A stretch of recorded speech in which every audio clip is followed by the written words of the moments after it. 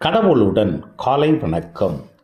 புனித மத்தேயு எழுதிய நற்செய்தி 6ஆம் அதிகாரம் 7 முதல் 15 வரை உள்ள இறைவார்த்தைகள்.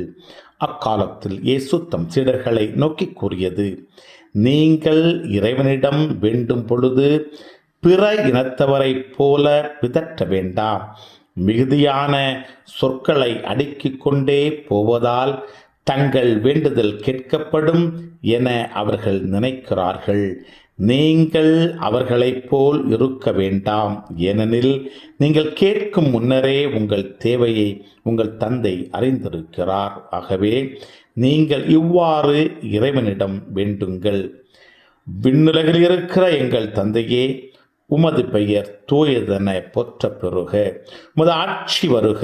உமது திருவுளம் விண்ணுலகில் நிறைவேறுவது போல மண்ணுலகிலும் நிறைவேறுக. இன்று தேவையான உணவை எங்களுக்கு தாரும். எங்களுக்கு எதிராக குற்றம் செய்தோரை நாங்கள் மன்னித்துள்ளது போல எங்கள் குற்றங்களை மன்னியும். எங்களை சோதனைக்கு உட்படுத்தாதேயும். தீயோனிடமிருந்து எங்களை விடுவியும். ஆட்சியும் வல்லமையும் மாட்சியும் என்றென்றும் உமக்கே. ஆமேன். மற்ற மனிதர் செய்யும் குற்றங்களை நீங்கள் மன்னிப்பீர்களானால் உங்கள் விண்ணகத் தந்தையும் உங்களை மன்னிப்பார்.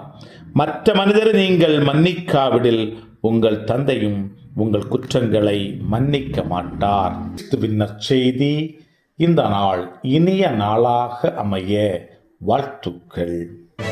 चल चला चल सला सला सला चल चला चल चल चला चल பல பல பல புதுமைகள் பெருமைகள் இனிமைகள் இறங்கிய நல்ல நாள், ஒரு நல்ல நாள், நம் தேவன் தந்த நாள். இது நல்ல நாள், ஒரு நல்ல நாள், நம் தேவன்